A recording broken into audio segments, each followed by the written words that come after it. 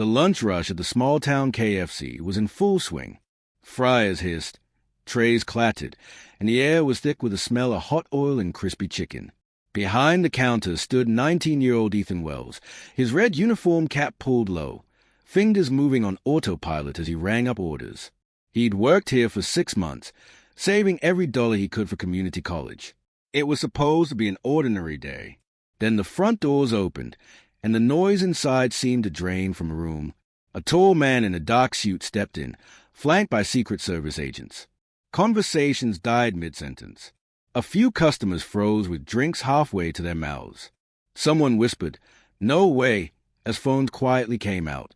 Donald Trump, the current president of the United States, had just walked into their KFC.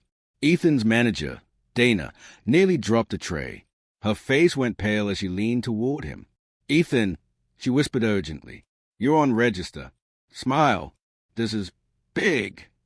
Trump approached the counter with his familiar confidence, giving a casual nod as if this were any other restaurant. "I'll have a 2-piece meal, extra crispy, mashed potatoes, and a Diet Coke." Ethan's fingers hovered over the register. The restaurant was silent now, every eye locked on him. His heart hammered so hard he could hear it in his ears. He looked up at the man in front of him, at the face he'd seen on TV 1,000 times, and something inside him stopped him cold. "I'm sorry, sir," Ethan said, his voice steady despite the pounding in his chest. "I can't serve you." A ripple of gasps swept through the room. Dana's mouth fell open. A Secret Service agent shifted his stance. Trump raised an eyebrow, more curious than angry. "You can't serve me?" Trump asked. "No, sir. Not today. Not after what happened." The silence deepened, heavy and uncomfortable. No one quite knew what Ethan meant, but they could feel it wasn't about politics. Dana rushed to the counter, her hands trembling. "Ethan, what are you doing?" she hissed, forcing a strained smile. "Of course we can." Trump lifted a hand, stopping her. His gaze stayed on Ethan. "What happened?" Ethan swallowed. His grip tightened on the counter. "It's not about who you are," he said. "It's about someone I knew. Someone who didn't get a chance to tell their story." Trump's expression softened. "Go on." Dana looked like she might faint. The customers leaned in, phones lowering as the mood shifted from spectacle to something deeply personal. "It's about my brother," Ethan said. "Caleb. He was 19. Like me, he worked hard. He believed in the future. He wanted to serve this country." Trump listened without interrupting. "But something happened to him," Ethan continued, "and it has something to do with you. Or at least with something you said, without knowing who was listening." The room felt colder. "What happened to him?" Trump asked quietly. Ethan's thoughts drifted back. Late 2019. Their small living room. Caleb sitting on the couch with enlistment papers on the coffee table, boots still on. Their mother in the kitchen, humming as she made tea. The TV playing one of Trump's speeches. Caleb had always wanted to serve. Their father, a firefighter, had died saving others. Service wasn't just an idea. It was who they were. On the TV, Trump spoke about the military, about toughness, about how not everyone was cut out for it. It was a throwaway line aimed at critics. But Caleb heard it differently.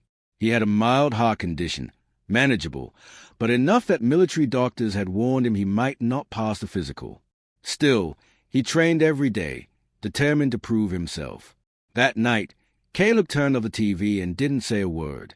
The next morning, he told Ethan, "Maybe they don't want people like me." Ethan told him it was just words, just politics. But Caleb stopped going to the gym, stopped filling out paperwork. Weeks later, he passed away unexpectedly from heart complications. Back in the KFC, Ethan's voice shook. He died thinking he wasn't good enough. And maybe you didn't mean it, but your words reached him. No one spoke. Even the Fryers seemed loud. Trump was silent for a long moment. "What was your brother's name?"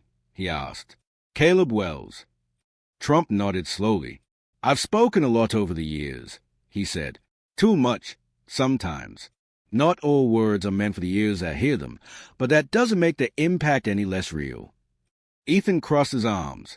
"I just couldn't serve you like nothing happened. Not without telling you. Trump leaned forward. I can't change the past, but I can listen now, and I'm sorry for your loss. The sincerity caught Ethan off guard.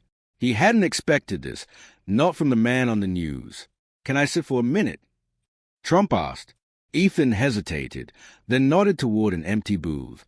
Trump sat down and gestured for Ethan to join him. Dana stayed, stunned, as the Secret Service secured the area. Tell me about Caleb, Trump said. Who he was. Ethan did.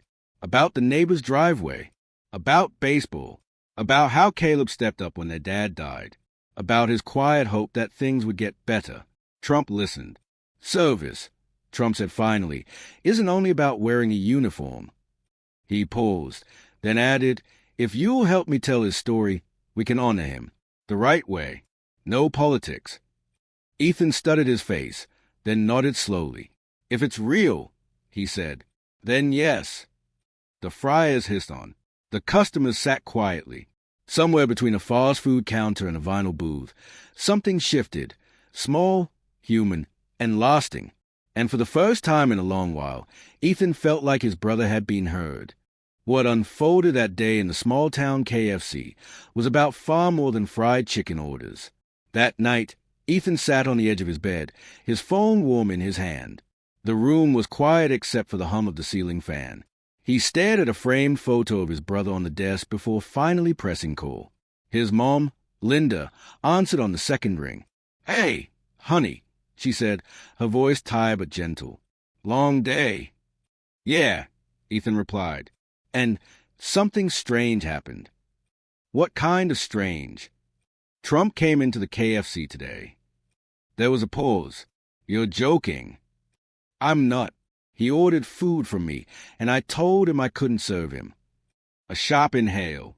Ethan, what? Why would you? I told him about Caleb, Ethan said quickly. About that night. About the speech. And Mom, he listened. He didn't get mad. He wants to honor Caleb. Hold some kind of event. Silence stretched across the line. He wants to do that. Linda finally whispered. Yeah. But only if we agree. No politics. Just Caleb's story. Her voice softened, trembling now. Your brother loved his country, she said. If his story can help someone else, someone who feels like they are not enough, then maybe it's worth it. Ethan looked again at the photo on his desk. Yeah, he said quietly. Maybe it is. They talked a little longer, and when Ethan finally hung up, he felt something he hadn't felt in months. Peace. The next morning, his phone exploded with notifications. Videos of the KFC encounter had gone viral overnight. Headlines read, KFC worker refuses to serve Trump. The reason will break your heart. Reporters camped outside the restaurant. Strangers flooded Ethan's inbox, some with kindness, others with cruelty. Dana was stressed but firm, repeating no comment to anyone who asked. Trump's office released a short statement. The president had a meaningful conversation with a young man about his late brother. Plans are underway to honor his memory. By lunchtime, customers recognized Ethan. Some shook his hand. Others whispered behind his back. Then the phone rang. Dana answered, listened, and slowly handed it to Ethan, mouthing, "Don't quit." Trump's voice came through the line. "We're doing this," he said. "I booked a community hall near your town. 2 weeks from now, your mom should speak. And you too. We'll invite veterans, recruits, young people thinking about service. I'll cover everything." Ethan swallowed. 2 weeks. Plenty of time to make it right. When he hung up, Dana studied him. "You okay with this?" Ethan nodded slowly. "I just want to make sure it's really about Caleb. Not me. Not politics." Dana smiled faintly. "From what I've seen, you'll make sure of that." Over the next 2 weeks, Ethan and his mom gathered memories. The living room turned into a quiet shrine. Photos, baseball gloves, school awards, Caleb's worn hoodie. Linda read letters Caleb had written to friends. "He always made people believe in themselves," she said softly, "even when he didn't believe in himself." They chose stories for the speech, The weekend Caleb spent fixing an elderly neighbor's fence without accepting payment. The time he gave his last $10 to a classmate who couldn't afford lunch. One evening, Ethan found Caleb's old notebook. Inside was a list titled, "Things I'll Do After Basic Training." The first line read, "Tell Ethan I'm proud of him." Ethan closed a notebook like it was made of glass. This wasn't just for Caleb anymore. It was for everyone who had ever doubted their worth because of careless words. The community hall was packed. Veterans in uniform, young recruits, families. Above them hung banners that read, "Service is more than a uniform." Trump arrived quietly, shaking hands, subdued. No slogans, no policy talk. When it was time, he stepped to the microphone. "Today isn't about me," he said. "It's about Caleb Wells, a young man who lived with courage. His service may not have been in the military, but his life still teaches us something important." Ethan stepped up next. "My brother was my hero," he began. "He taught me that strength isn't about how much you can endure. It's about how much you're willing to lift others." He told the stories. The fence, the lunch money, the quiet sacrifices. No politics, just truth. When the applause faded, Trump returned to the podium. "We are creating the Caleb Wells Service Award," he announced. "A scholarship for young people who dedicate themselves to serving others any way they can. No uniforms required. Just heart." The room erupted. Linda covered her mouth, tears streaming. Ethan stood stunned. "Words matter," Trump added. "Mine included. Let's choose to use them to build, not break." The story went national. Applications poured in. Students tutoring neighbors, caring for sick relatives, volunteering at shelters. Ethan went back to work at KFC, but customers came for more than food now. They came to tell their stories. One evening, a teenage boy handed Ethan a letter. "I'm applying for the scholarship," he said shyly. "I didn't think I mattered until I heard about your brother." Ethan smiled.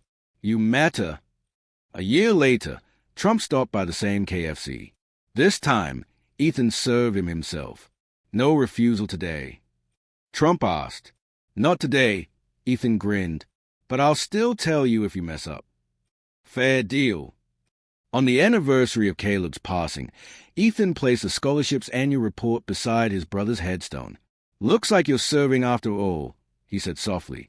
And sometimes, in the quiet hum of a small-town KFC, that truth still lingered. That words matter. That courage matters.